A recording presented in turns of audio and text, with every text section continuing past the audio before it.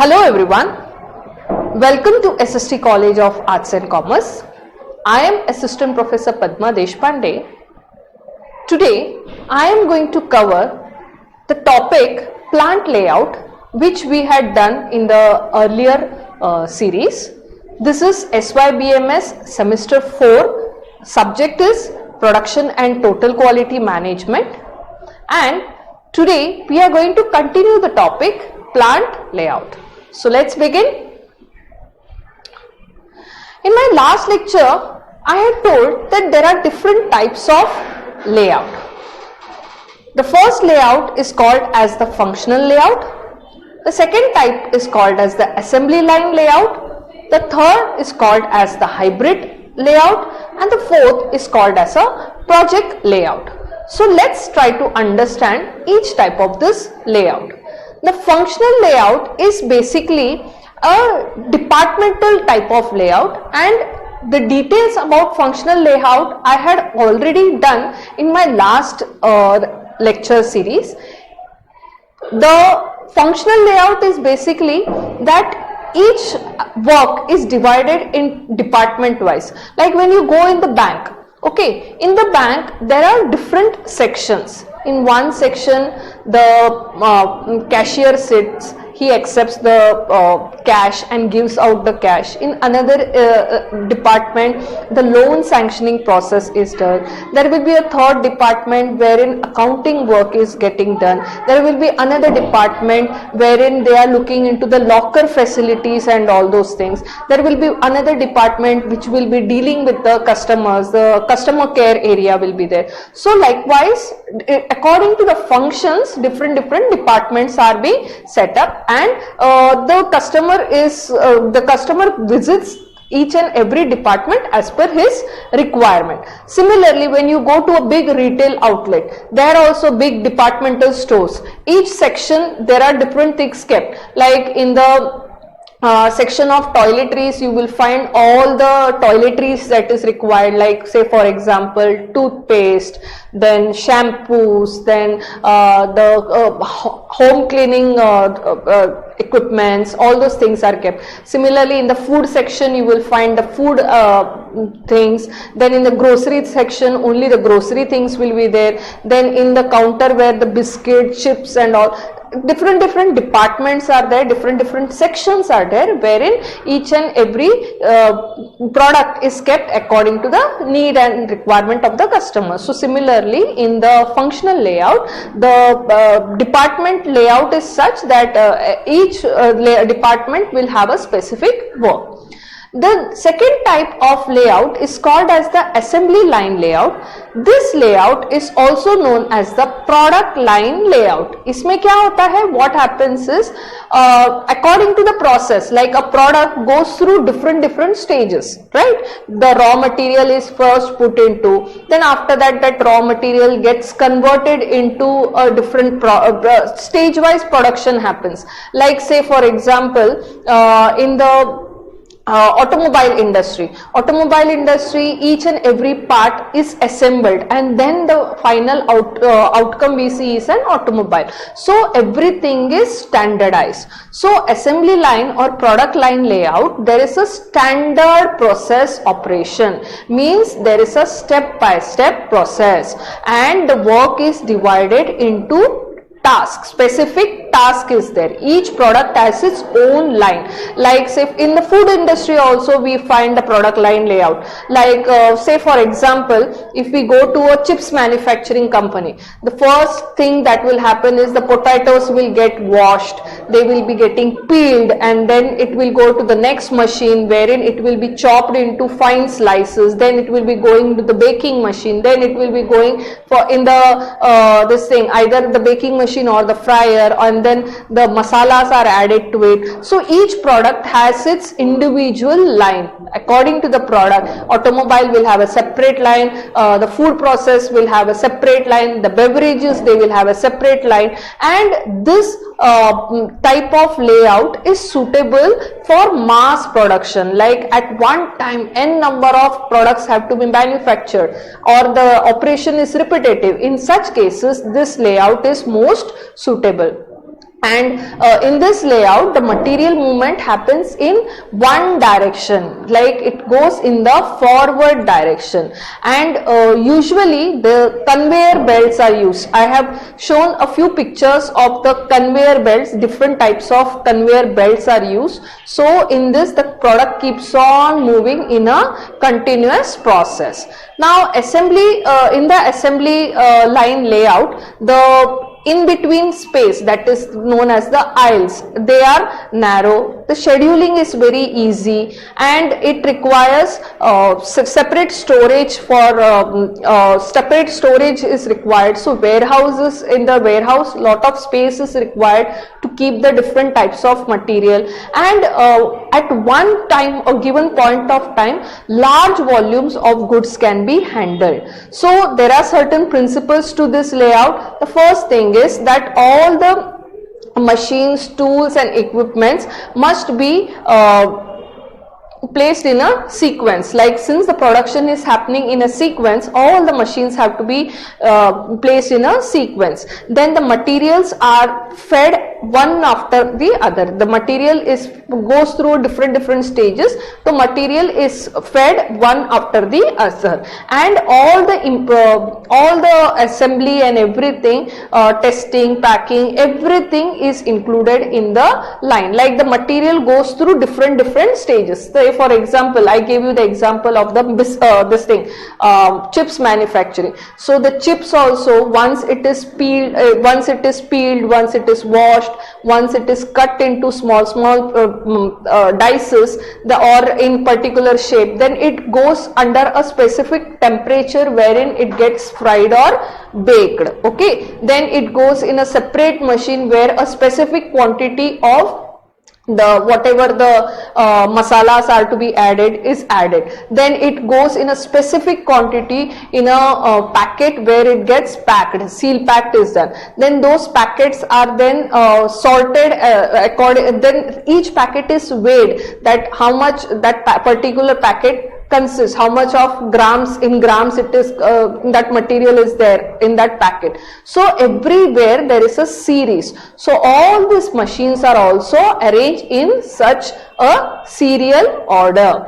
Okay, so this type of layout is usually used in the chemical factories, in the paper mills, in the sugarcane factory where the sugar gets manufactured. It is used in the rubber industries. It is used even in the refineries where crude oil is processed to make petrol, diesel and other products. Then it is used in the automobiles industry, TV manufacturing industry, or the radio manufacturing industry, or the refrigerators, or the computer industries. So this type of layout is advantageous when the flow is continuous, when the product is when there is only one product being manufactured, and in this one advantage is the inventory required is less, time required is less, manufacturing cycle is also short, and then there is no handling cost. Basically, since the conveyor belts are there, handling equipments are not required,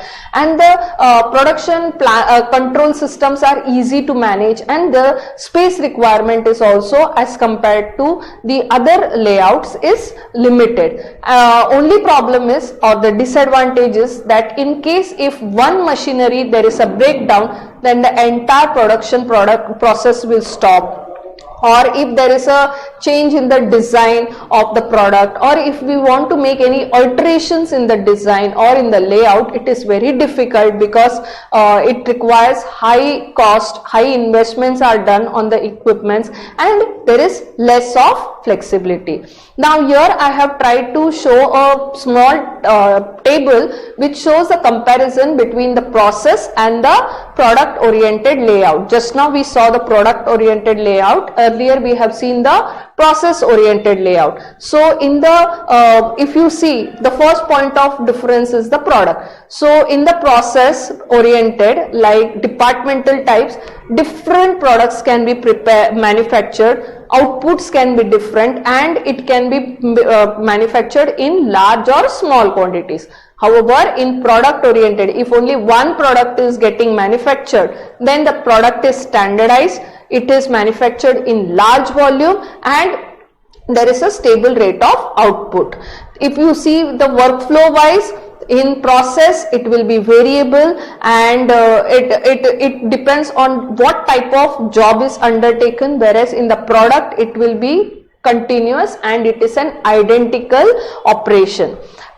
In case of process oriented, semi-skilled workers are required. They should be able to handle different kinds of work. On the other hand, to operate the product oriented machines, specific highly skilled labor force is required. In case of process oriented, scheduling is comparatively easy, but it requires less scheduling. Then inventory control is also less, whereas in product oriented, proper scheduling has to be done, it has to be monitored, and the maintenance time is also required is more. In process oriented, the cost is high because every time new type of products will be manufactured.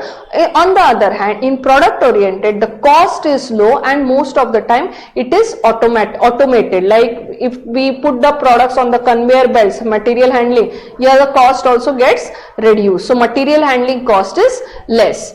In terms of space, the process oriented will require more space because different departments or different functions or different aspects are produced at one time, whereas in product oriented the space requirement is less. In terms of capital requirement, if you see, process oriented will require less investment in terms of machineries, whereas in product oriented large investment is required. If you see the time, production time and cost, in process oriented the time required is more because different types of products are manufactured. On the other hand, in product oriented it is low. In case of flexibility, process offers more flexibility, whereas product offers less flexibility. And in case of a breakdown, in case of process oriented, there is not, the other products will not get affected because every product manufacturing is independent. On the other hand, if a single product is manufactured and if it is in a sequence, then in case of any breakdown of any one machine, the entire process will stop. So these are the major point of difference between the process oriented and product oriented layout. Now we have seen the process oriented, we have seen the product oriented. Now there is another type of layout which is called as the fixed position layout. In this layout, basically the material or the component remains fixed.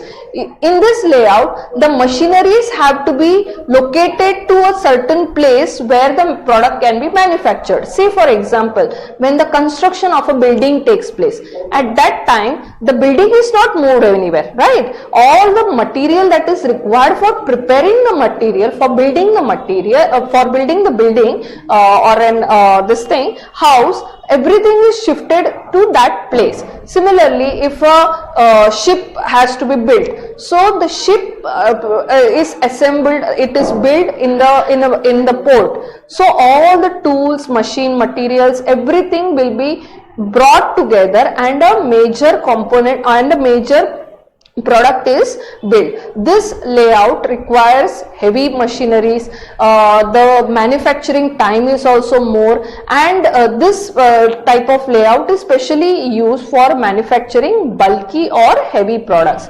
And frequent changes in products, product designs, or the sequence of operations is possible because every product is different. The most common examples are like locomotives. Locomotives means the train ka jo bogies jo hote hain, that is when it is built. So these are built in one particular place, or if an aircraft has to be built, or if the dam has to be constructed, so the dam is not moved, all the men, material, machinery, everything is brought to that place and the construction takes place. So this is called as the fixed position layout. The advantages of this type of layout is that the product can change, the process can be changed.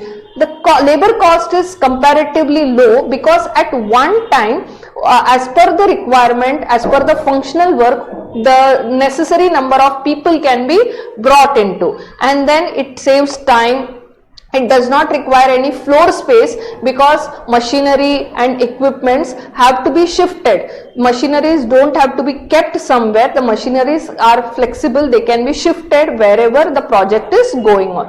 And this type of assembly, this type of system is useful especially when large or heavy products are being built. The only disadvantage is that it requires very high capital investment, large investment. Dam बनाना है तो बहुत पैसा लगता है, aircraft बनना है तो बहुत पैसा लगेगा, and it is not suitable for assembling smaller products. So these are the disadvantages. Now the last type of layout is called as the hybrid layout. It is basically the mixture of two process, that is mixed layout will have process as well as the product. A very simple example is like in the soap companies, what happens, the machine of soap manufacture is arranged in a sequence, like soap का जो पानी जो होता है वो कैसे बनता है, सोप में क्या क्या डालते हैं, सोप को एक स्पेसिफिक शेप देना होता है तो उसके लिए वो जो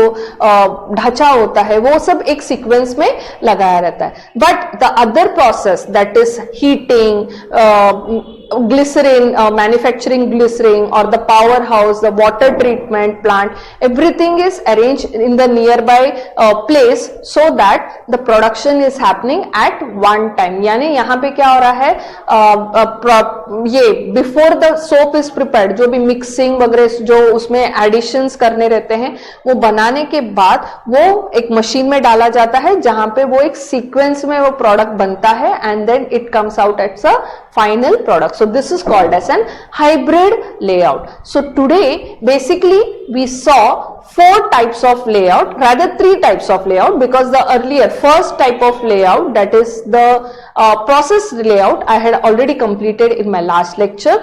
Today we saw the product layout, we saw its principles, we saw its advantages, disadvantages, we saw the comparison between product and process layout. Then we also saw what is an hybrid layout, and we saw a fixed layout. In my next lecture, we will be continuing with a new topic. Till then, stay connected. Thank you.